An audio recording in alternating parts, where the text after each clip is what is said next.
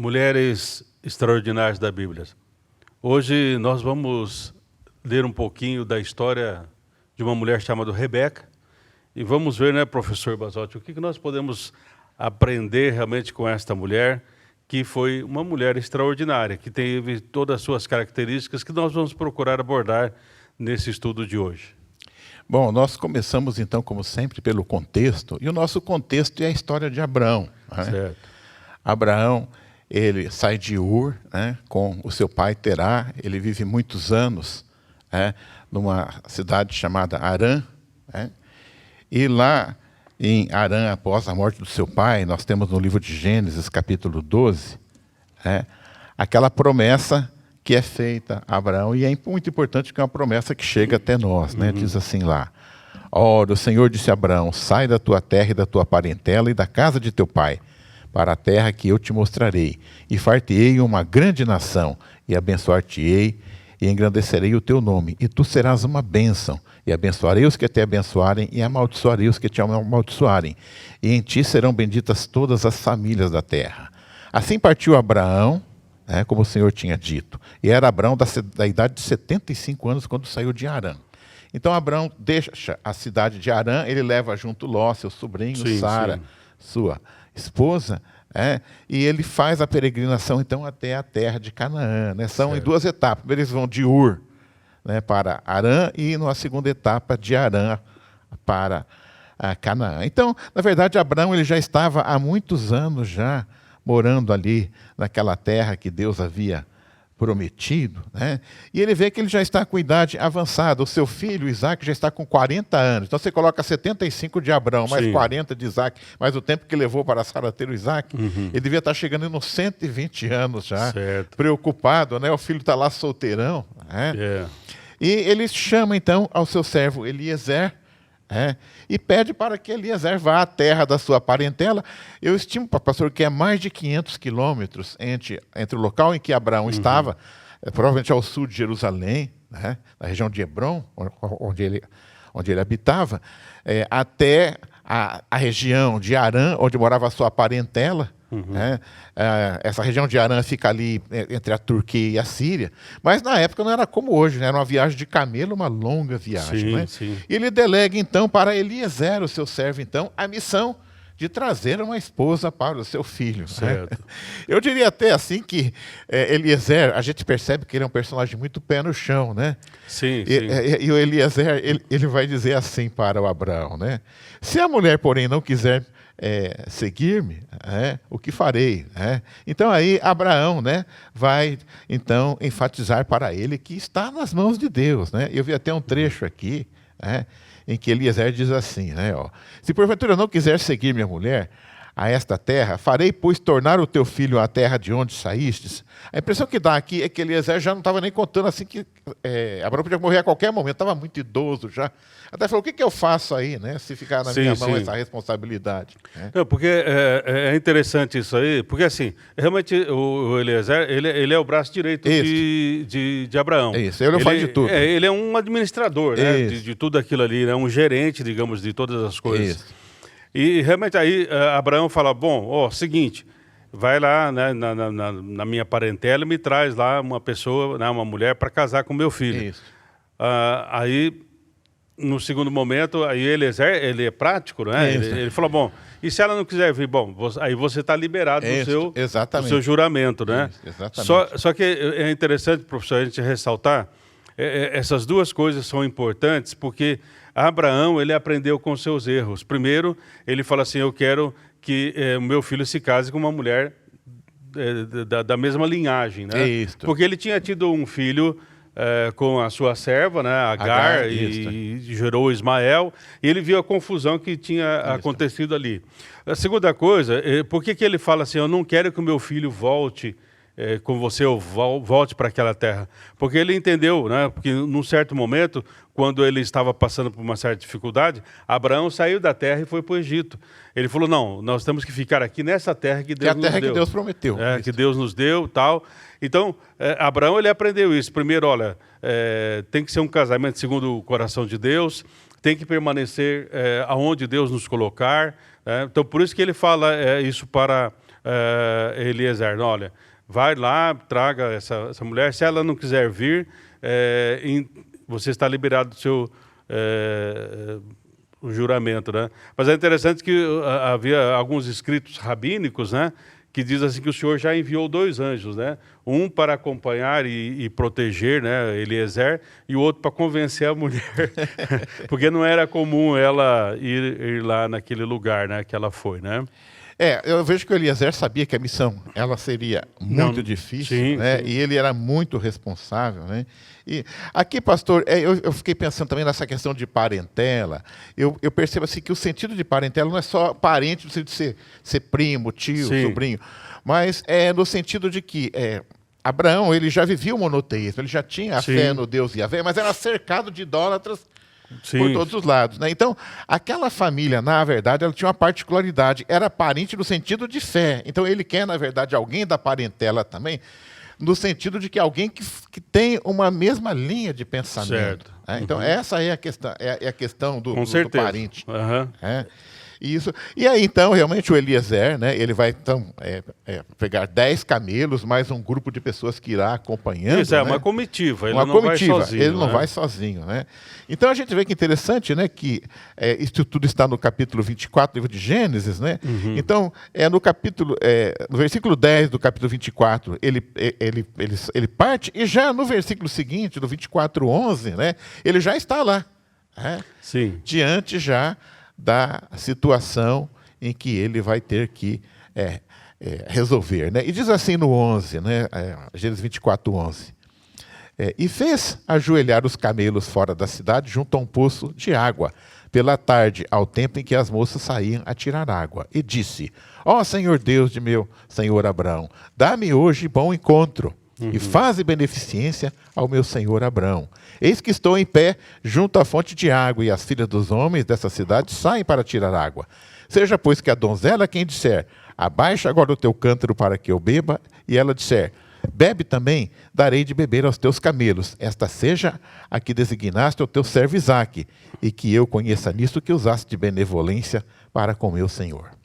Bom, eu fiz as contas aqui, pastor, eram 10 camelos. Certo. E eu andei lendo que um camelo, quando ele chega de uma longa viagem, para reabastecer o tanque dele, né, é de 50 a 100 litros de água. Vamos colocar 50, vamos pegar. Deixa por 50. 50, né? Ele é flex. Isso, é flex. E aí, veja bem, 10 camelos são 500 litros de água, né? Certo.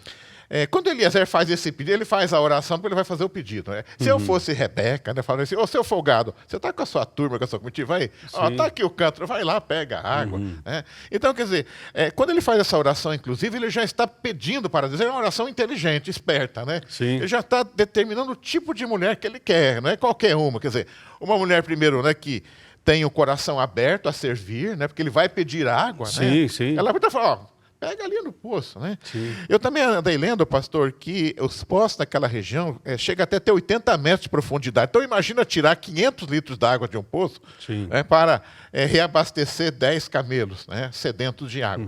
Então, era muito trabalho. Então, aqui mostra que ela era muito trabalhadeira.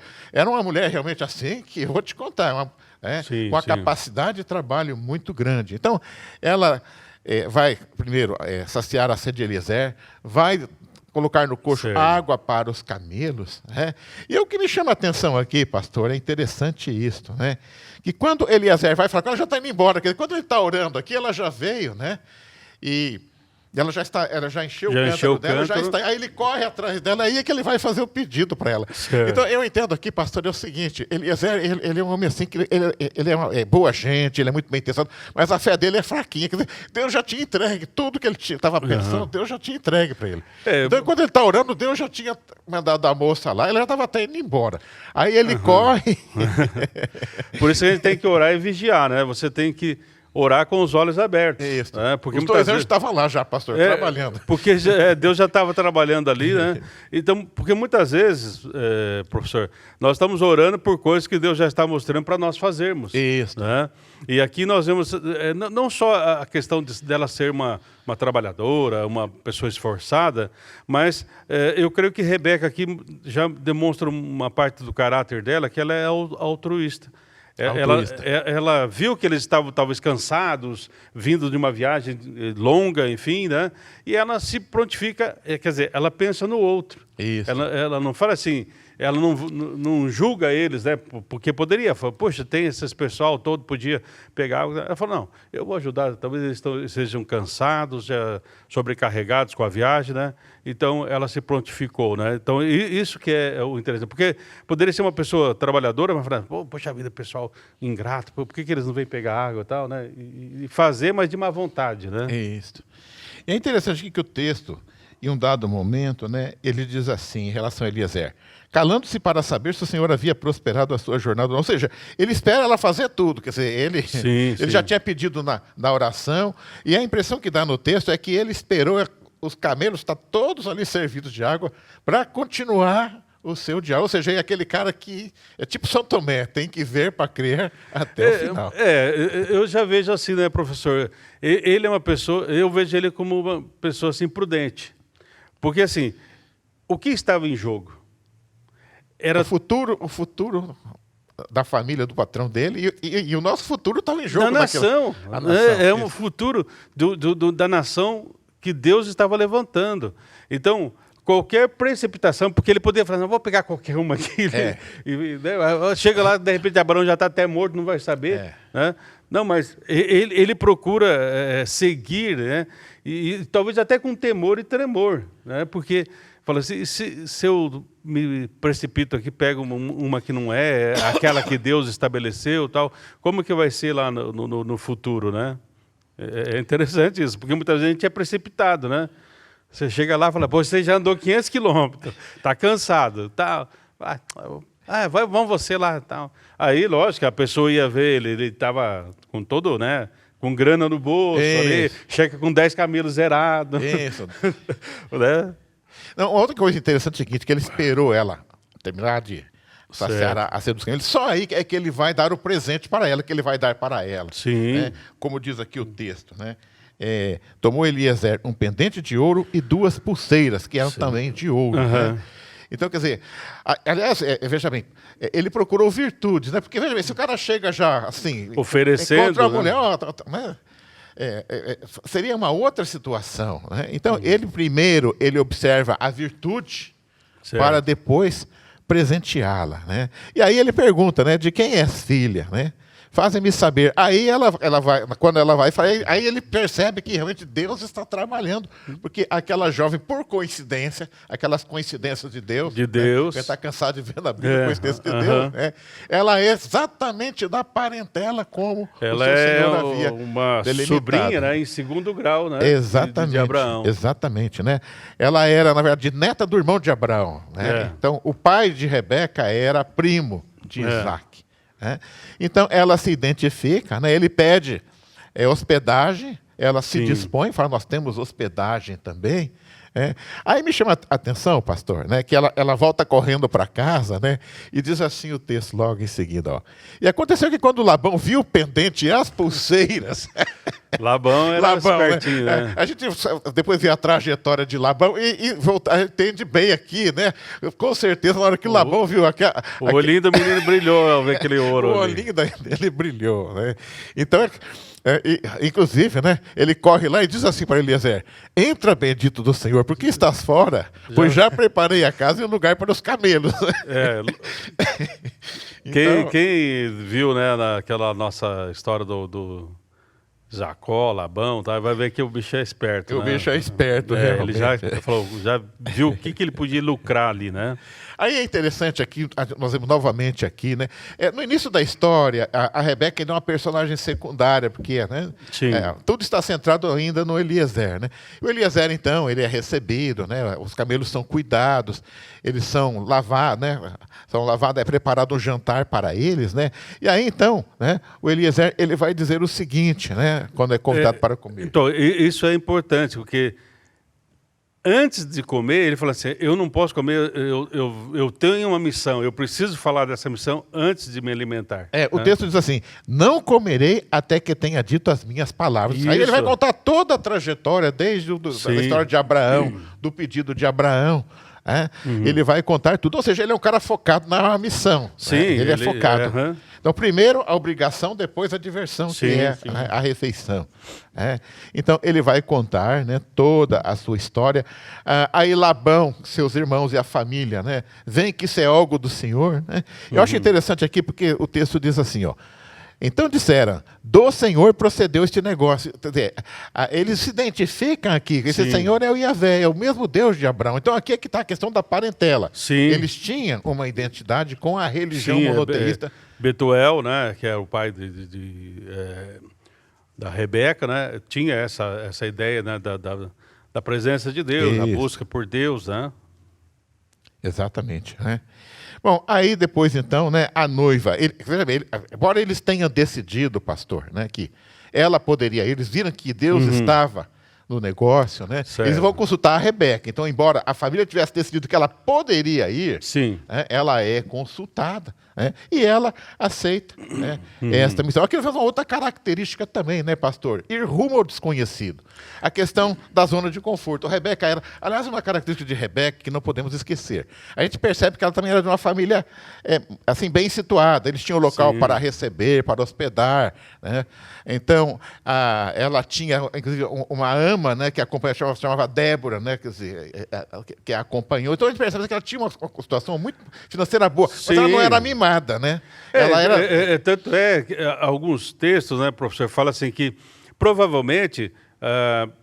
quando pediram para ela tirar a água ali, ela poderia ter mandado algumas pessoas que a serviam. Isso. Que ela tinha, ela não era assim uma pessoa, ela tinha posses, né? Tinha posses, a família tinha posses. Mas ela mesma se propôs a tirar a água, né? Então, isso não era uma mulher mimada, não era uma pessoa, né? Não era assim uma pessoa... Não, ela é trabalhadora, pensou no outro, enfim, né? São características do caráter, né, de Rebeca, né? Isso é muito, muitas vezes a pessoa ela tem um comportamento assim, porque já foi acostumada, porque não põe a mão aí, filha, né? Sim, isso aí é para o empregado fazer. Isso, mas a educação dela é uma educação que ela vai na linha de frente. Então, uma mulher que tem disposição de tirar 500 litros a 1.000 litros de água de um poço fundo, né? É alguém que tem muita disposição. E sem interesse nenhum, porque ela não falou, você tira aí que eu te dou um pendente de ouro. Não, ela não viu nada, mas trabalhou, enfim, né? Quer dizer, quando Deus está no negócio, né, as coisas vão fluindo. Vão fluindo naturalmente. Vão fluindo. E isso, a gente vê assim que o Eliezer foi percebendo, né, o agir de Deus em cada uma das situações. Né? Exatamente. Agora, aqui eu acho uma coisa muito importante também. Muitas vezes a gente se esquece em que tempo nós estamos. Na época, uma viagem de camelo aí de uns 700, 800 quilômetros era algo extremamente desconfortável, porque aquele trecho era todo desértico. Sim. Né? E também nós temos que pensar o seguinte, hoje a gente sabe que muita gente tem parentes na Europa, hoje a pessoa pega um celular e conversa na hora. Sim, né? sim. Tem um pouquinho de mais condição, pega um avião e vai fazer uma visita. Né? Mas na época... nas condições em que Rebeca deixou a família, ela já tinha ciência, e a família também tinha ciência, que as chances deles se reverem eram remotas. Era quase hoje que nem você ir para um outro planeta. Isso, e assim, passagem só de ida, né? Isso, só de ida. Só de ida. Não tem retorno. Então, né? Aí que entra uma outra característica dessa mulher, né? Rebeca era uma pessoa que tinha uma percepção da realidade, né? E quando ela é questionada, você vai? Ela falou, não, eu vou. Mas ela está consciente, olha, eu vou ter que sair da casa dos meus pais, eu vou para uma terra distante, talvez nunca mais eu veja meu pai, talvez nunca mais eu veja minha mãe, mas como ela faz parte de um projeto de Deus, eu creio que Deus, através do Espírito Santo, que já pairava sobre as pessoas, porque o Espírito Santo é de eternidade, a eternidade também está desde a criação. Né? Porque muitas vezes a gente fala do Antigo Testamento e a gente pensa que o Espírito Santo não está lá, ele está lá de uma outra maneira, de uma outra forma, mas ele está agindo ali. Então, já estava preparando e colocando no coração dela de que a missão que ela ia tomar, realmente Deus estava naquele negócio, e aí então ela teve essa determinação, né? Ela foi muito determinada, né? É interessante, pastor, que quando ela está chegando de viagem, o texto diz assim, né? Isaac saíra a orar no campo à tarde, levantou seus olhos e olhou, e eis que os camelos vinham. Então, quer dizer, enquanto ela está nessa missão, quer dizer, a missão está em cobertura de oração. O próprio Isaac está orando. Sim, ele tinha essa prática, né? É uma coisa interessante, era uma prática, né? Porque ele caminhava orando e caminhava orando ali, né? Então, descubra a sua forma, né, de orar, caminhando, andando de bicicleta hoje, enfim, né? Mas não deixe de orar, né? Isso, exatamente, pastor. Aqui, pastor, eu já ouvi muito essa expressão. Esse foi um casamento arranjado, né? Aqui eu até complementaria assim, este é um casamento arranjado por Deus. Sim. E quando um casamento é arranjado por Deus, a taxa de divórcio é zero. Quando Deus arranja o casamento, então veja, né? Isaac em espírito de oração, esperando para receber a sua noiva, né? Ela se dispondo a deixar sua terra e sua parentela, né? Para se juntar a um homem que ela nunca tinha visto, né? Mas tudo está nas mãos de Deus, então tudo vai dar certo. Hoje que se escolhe tanto, né, pastor? Tem tanta liberdade de escolha, há uma dificuldade depois de ficar junto, né? Sim, então, sim. As coisas mudam, né? Tem muitos aí que estão fazendo aquele curso, casados por enquanto, né? Agora a Rebeca e Isaac fizeram casados para sempre. Casados para sempre, exatamente. Né? Agora, é muito importante a gente entender também que ele se junta, né? Isaac se apaixona por ela, né? Por aquela mulher, né? Ela era muito bonita, era uma mulher virtuosa. Sim. Né? E aí, então, vem os problemas. É importante lembrar que a gente vai perceber que na vida de Rebeca, a partir do momento que ela se junta a Isaac, surgem os problemas. E o primeiro problema que surge é que ela não conseguia engravidar. Na verdade, ela ficou 20 anos. 20 anos, né? Na luta, digamos assim. Né? Então, essa é a primeira dificuldade que ela tem. Né? Diz assim em Gênesis 25, 21. E Isaac orou insistentemente ao Senhor por sua mulher. 20 anos insistentemente. 20 anos. Porquanto era estéril. E o Senhor ouviu as suas orações, e Rebeca concebeu. Então, finalmente, 20 anos depois, ele já tinha 40 quando casou, já estava com 60 anos, né? Já estava na idade de ser vô, né? Mas acabou tendo o privilégio. Né? E aí, pastor, eu fico pensando o seguinte, né? A gente sabe que as mulheres, quando estão numa gestação avançada, às vezes, eu lembro que quando minha esposa estava estudando meu menino, falava, olha o pé dele, me deu uma pesada aqui, né? Agora, imagina 2 brigando na barriga da mãe, né? Imagina. A oração foi para valer, né? Veio gêmeos. Veio gêmeos, né? Mas então, o que Rebeca percebe, então, é que dentro dela havia um barulho, assim, uma agitação dentro da barriga dela, né? E aí, em Gênesis, né, no capítulo 25, versículos 22 a 23, diz assim, e os filhos lutavam dentro dela. Então disse, se é assim, porque sou eu assim? E foi perguntar ao Senhor. Aqui, pastor, eu vejo assim, talvez seja a primeira vez na história da humanidade que uma mulher ficou sabendo que tinha gêmeos, ainda não tinha inventado ainda, né? Os exames que hoje nós temos, que vê até o sexo do bebê. Certo. Então, ela ficou sabendo ali, né? Tinha ultrassom. Não tinha ultrassom, exatamente. Então, antes do ultrassom, a presença do Senhor, a revelação. A revelação do Senhor. Né? E o Senhor lhe disse... 2 nações há no teu ventre, 2 povos se dividirão das tuas entranhas, e um povo será mais forte que o outro, e o maior servirá ao menor. Aqui eu vejo Deus dando uma profecia. Deus também faz aquele papel de profeta falando do futuro. O que eu percebo, pastor, é que muitas profecias, elas são flex, assim, elas têm um significado do momento e um significado a longo prazo. Vamos pensar no significado a longo prazo. 2 nações. Nós sabemos que da descendência de Esaú, nós temos os amalequitas, que é aquele povo que tentou barrar a Moisés e o povo que retornava, do Egito, né? Que retornava do Egito. Aqui até que surge aquela figura do Senhor é minha bandeira, o Jeová Nissi, né? Que é quando eles têm que segurar as mãos de Moisés, que ele ora, né, para derrotar os amalequitas. Então, é o primeiro embate que tem. Os amalequitas são da descendência de Esaú. Depois nós temos lá, já na época do rei Saul, né, o rei Agage, né? Deus havia ordenado, né, para que fossem todos destruídos, né? E coube a Samuel matar o rei Agage, né? Mas da descendência de Agage surge depois quem? Amã, o Agagita, que nós veremos no próximo domingo, né? Esse Amã era um homem maligno, tentou exterminar todos os judeus que eram da descendência de Jacó, né? E finalmente nós temos então Herodes, que também é da descendência de Esaú, né? Um dos povos gerados da descendência de Esaú são os idumeus. Então, Herodes era um ídolo, ele tenta matar Jesus. Então, aquilo que foi profetizado para Rebeca é algo que se cumpre ao longo de toda a história. Certo. Né? E cumpre-se também que o menor será superior ao maior, na medida em que Jesus é superior a Herodes. Isso.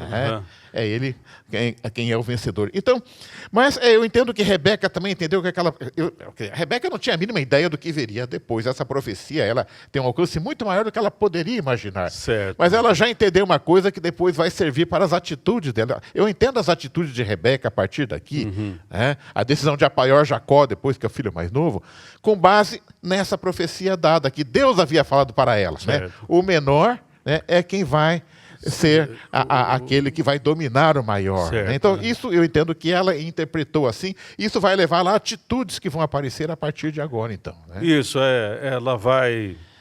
Na verdade, sim, aí, por exemplo, no caso, Isaac, ele, como Esaú é caçador e tal, ele passa a ter vamos dizer assim, uma preferência, né?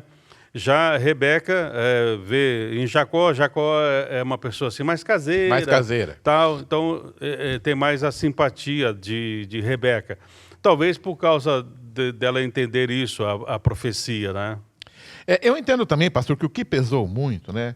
Nós temos aqui então em Gênesis capítulo 26, versículos 34 e 35. Ora, sendo Esaú da idade de 40 anos, tomou por mulher a Judite, filha de Beer, Eteu, e a Basemate, filha de Elon, Eteu. E estas foram para Isaac e Rebeca uma amargura de espírito. Aqui voltamos à questão do casamento com alguém fora da parentela espiritual. Né? Então eu entendo aqui que Rebeca teve essa percepção. Bom, Deus falou para mim, né, quando ele estava no meu ventre, né, que o menor que se sobressairia. E eu estou vendo o maior realmente fazendo coisas que nos desagradam aqui. Não há nenhum indício aqui que Esaú consultou os pais. Pai, posso casar? Muito diferente. Sim, do que tinha acontecido com Isaac e Rebeca. A ideia que me tem aqui é que ele bateu o olho e falou, vou ficar com essa duas escolheu lá. Então. Escolheu, né? Aquilo que ele queria. E aí, então, nós temos um episódio que é bastante conhecido, né? Isaac já está em idade avançada, né? Então havia uma bênção que vinha já de Abraão para ele agora tem que passar pela tradição para o filho mais velho. E aí, então, nós vemos agora que então, Rebeca já assumindo uma posição de liderança. Isaac já estava com dificuldade de enxergar, já estava assim, percebendo que estava vivendo os seus últimos dias. E Rebeca parecia estar bem ativa. Provavelmente ela era bem mais jovem do que ele. Né? Isaac tinha 40 quando se casaram, mas ela talvez tivesse aí seus 20 anos. Né? E aí o texto diz assim, né? E Rebeca escutou o que Isaac falara a Esaú. Na verdade, o Isaac falou, meu filho, vai lá, pega uma caça, faz um guisado aí para eu comer. E depois que eu comer, eu vou passar a bênção para você, que eu não sei quanto tempo eu vou durar. Foi basicamente isso. A Rebeca, ouvindo a conversa, né, e vendo que Esaú saiu à caça, ela chama o Jacó. Né, e bola um plano. Né? Ela diz assim, filho meu, ouve a minha voz naquilo que eu te mando. Vai agora ao rebanho, traz 2 cabritos e farei um guisado para o teu pai. Né? Se bem que o Jacó aqui também não falou, não, isso não está certo, mãe. Né? Não, ele falou assim, né? Mas e se meu pai descobrir, eu vou ficar mal aí com ele. Né? Aí eu não vou ser amaldiçoado por ele. Né? Aí a Rebeca, veja como é que a Rebeca está convicta disso. Né? Ela diz assim, meu filho, sobre mim seja a tua maldição. Somente obedece a minha voz, vai e traz. Certo. Então ela falou, deixa comigo aqui, se tiver qualquer consequência, eu assumo. Ou seja, a gente vê em Rebeca que ela estava decidida que aquela bênção que vinha de Abraão, né, que estava agora, que ela seguiria através de Jacó e não de Esaú. Né? Ela tinha essa consciência. Né? Bom, então é isso. Aí o texto continua assim, né? Depois tomou Rebeca os vestidos de Esaú e vestiu a Jacó. Né? Aí Jacó vai lá para o pai, leva ela o guisado. Faz todo um preparado ali, né? Ele fica todo desconfiado, né? Ele fala assim, mas a voz é de Jacó, né? Aí ele passa a mão, ele já está cego, né? Sim. No pescoço, tá bom? O Jacó estava coberto com peles de carneiro. Isso, né? Para simular, né? Que ele fosse, no caso, Esaú, né? Bom, resumo da história, né? Jacó recebe a bênção, né? E nessa bênção é deixado muito claro, né, que todos os outros parentes, incluindo o seu irmão, serviriam a ele. Né? E isso vai acontecer ao longo da história, sempre, né? O povo de Israel tem uma posição de proeminência em relação à descendência de Esaú, né? E isso vai até Jesus, né? Quando é a última cartada dessa descendência, quando Herodes tenta matar os meninos. Certo. Ali. Ele está, na verdade, na minha entrevista, dando o último golpe dessa luta. Né? Sim. Mas já estava definido no ventre de Rebeca que, da descendência de Jacó, nós teríamos o vencedor. Né? Então, aí o Esaú chega, né, pastor? E é interessante isso, ele chora, né, ao saber que a herança havia sido dada para o seu irmão. Sim. Né? E aí nós sabemos então, né, que ele recebe uma bênção menor. Aí, pastor, eu vejo Esaú também, o tipo de atitude é assim, né? Na hora da bênção, aí eu quero a minha parte. Né? Mas ele não tinha feito, a gente percebe, nada para fazer jus àquilo, muito pelo contrário. Né? E aí que entra, né, a percepção de Rebeca, né, uma mulher que ela procura, né, sempre a orientação de Deus, né? E algumas pessoas... a grosso modo, pode talvez pensar, né, que houve algum tipo de má fé dela em relação a isso, né? Mas ela entendia, né, que o processo todo, Deus estava ali, né, desde o seu casamento, enfim, ela estava ali por um propósito. E esse propósito era que realmente, através, né, até se fala hoje, né, Abraão, Isaac e Jacó formasse realmente a nação de Israel, né? Bom, aí o que acontece? Ela tem a percepção que Esaú pretendia matar Jacó e ela manda Jacó, então, para... a casa do seu irmão, né? Para a casa do seu irmão Labão, exatamente. Né? Mas é interessante que antes de partir, né, Isaac chama Jacó, diz assim o texto, né? Isaac chamou a Jacó e abençoou. Então aí ele recebe novamente a bênção, mas agora de forma espontânea. Eu entendo que nesse momento... Jacó estava convencido, Isaac, seu pai, estava convencido de que o correto... embora a forma que foi feita, talvez, né, a gente possa questionar um pouco, mas deveria ter sido feito, né? Talvez como aconteceu agora de maneira espontânea. Então, perceba, Rebeca ela tinha essa visão, tinha essa intuição, né? E ela... acreditava nisso, por isso ela fez isso, né? E é interessante que a Rebeca ela vai dizer assim antes de Jacó partir: você vai ficar um tempinho lá, mas logo eu te mando chamar. Mas a gente percebe que isso não aconteceu. Provavelmente ela nunca mais viu. Há textos que dizem isso, né? Que provavelmente eu acredito que Rebeca nunca mais viu o seu filho Jacó, porque demorou um pouco mais, porque aí tem toda aquela história, né? Que aí não leia em Gênesis para entender o resto da história. Mas basicamente, pastor, já encerrando, eu vejo assim, né? Rebeca, ela vai morrer na esperança. Sim. E eu entendo o seguinte, que aquela profecia que Deus deu foi um consolo para ela, porque Deus havia determinado, né, que caberia ao filho menor, a ser aquele que teria a proeminência. Né? Então, Rebeca não viu, mas eu entendo que pelos olhos da fé, ela acredita, assim como pelos olhos da fé, ela deixou a sua parentela, ela acreditou também que aquele seu filho que ela não veria mais, né, ele daria aquela descendência dentro da promessa que Deus havia feito para Abraão. Para encerrar, né, professor, tem alguns escritos rabínicos, né, que falam assim que então Rebeca ela chega ali para Isaac após a morte de Sara, né? Sara já estava morta e tal. Isso. Então alguns dizem assim que com a chegada de Rebeca, eles falam assim que foi acesa a vela do sabá, ou seja, recuperou-se, digamos assim, aquela adoração, veneração para com o Senhor. Chegou a bênção, né, para as panelas, ou seja, haveria alimento, mas mais do que isso, né, teve a certeza da presença divina sobre a tenda deles, né? Então, o que nós aprendemos com Rebeca, né, professor? Que realmente nós precisamos sempre ouvir a orientação de Deus em todos os momentos, e desde do seu chamado para vir se casar com Isaac, ela é obediente, ela é uma pessoa que abriu mão, né, da sua família, dos seus parentes, vai para uma terra distante, não sabe o que vai acontecer, mas uma certeza ela tem, que Deus está nesse negócio. Amém. Amém.